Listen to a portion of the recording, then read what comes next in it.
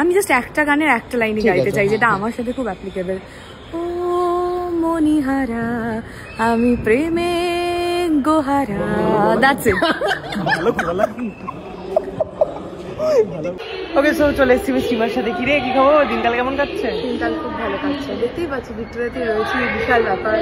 সত্যি রে, ভীষণ। এই জায়গাটায় এসে আমি ভিডিও বানাতে পারবো, এটা এক্স্যাক্টলি।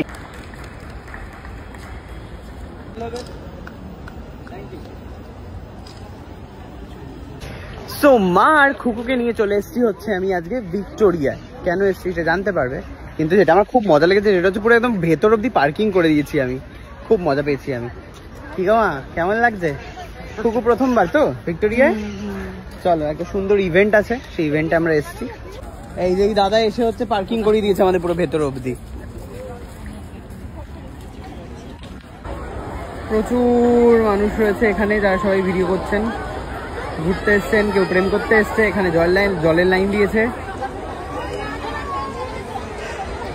তো সব মিলিয়ে আমরা ঢুকে পড়েছি।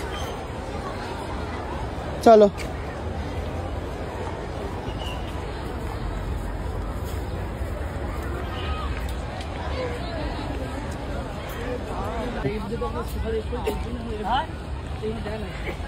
কি সুন্দর। এসো মা, এসো।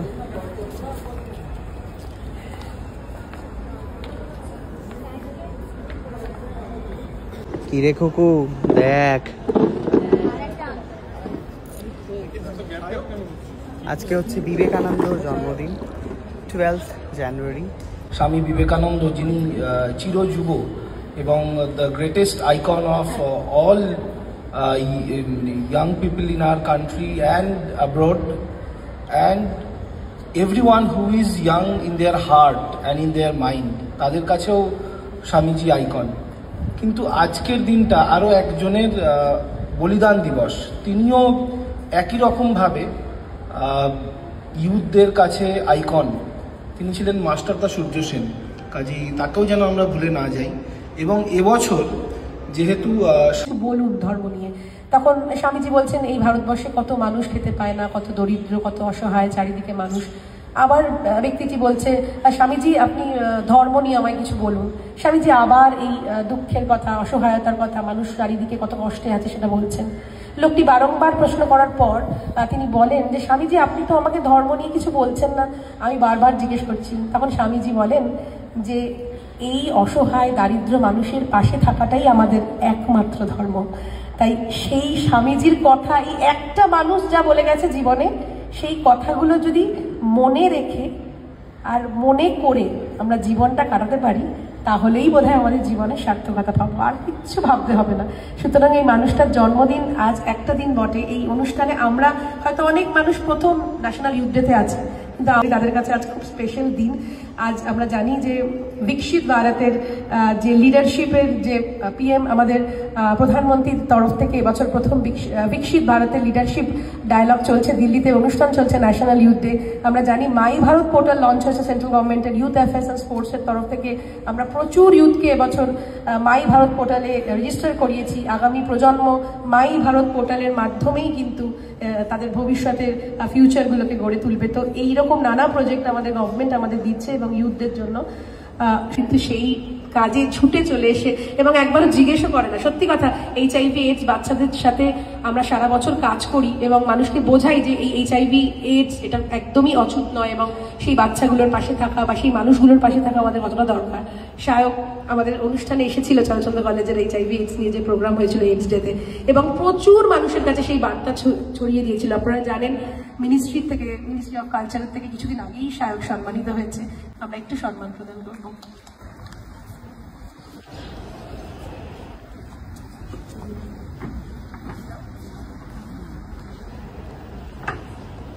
এদিকে ঘুরে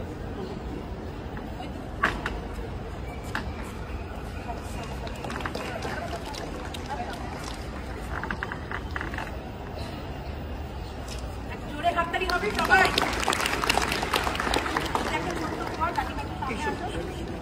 সবসময় স্মৃতি থেকে যাবে ভিক্টোরিয়া।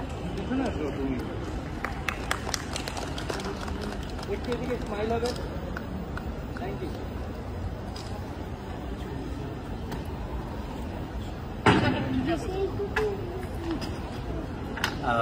নমস্কার সবাইকে।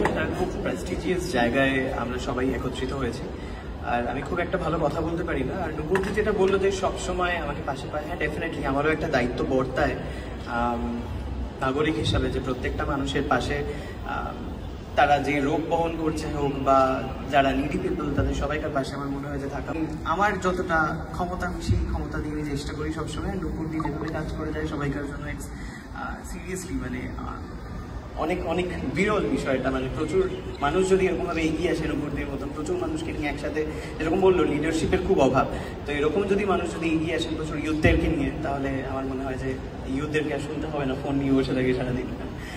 Thank you so much.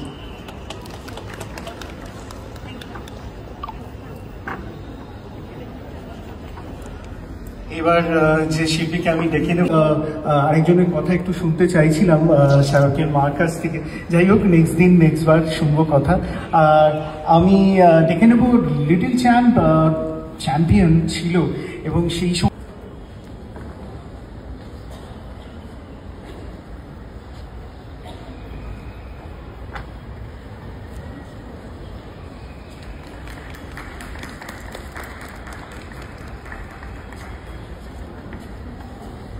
আমরা তাহলে সরাসরি ডিবেটে চলে যাচ্ছি, একটু থাকো, তারপর এক্সিবিশনটাও ঘুরে যাবো। This is Swapnil Mojumdar from the Scottish Church Collegiate School. Is the intricate tapestry woven by the thread of tradition, history and shared experiences.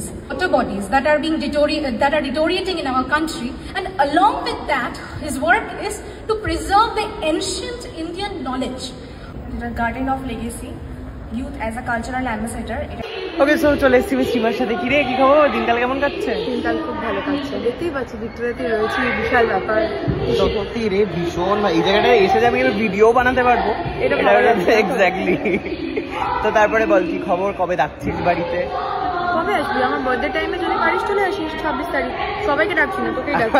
ঠিক আছে। ওকে, কোথায়? দমদমে নাকি এখানে? দমদমে মস্ত। বললি কিন্তু, হ্যাঁ ভুলে যাচ্ছি। খাওয়া পাও না?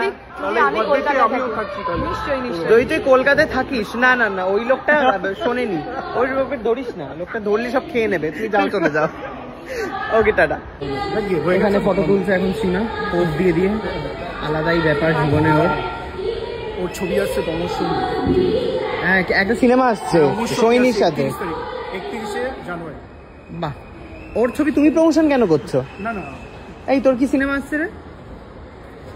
31 তারিখ আসতে চলেছে অমর সঙ্গী, আপনাদের কাছের এবং দূরের সিনেমা হলে। তো কোনো বাহানা শুনতে চাই না, আপনাদের আসতেই হবে আপনার অমর সঙ্গীকে নিয়ে। যদি না থাকে এখানে এসেই হয়ে যেতে পারে আপনার অমর সঙ্গী।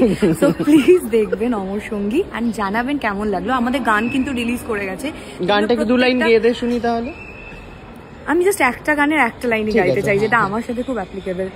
ও মনিহারা আমি প্রেমে গোহারা, দ্যাটস ইট।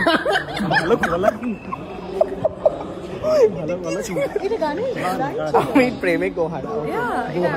প্রেমে গোহারা।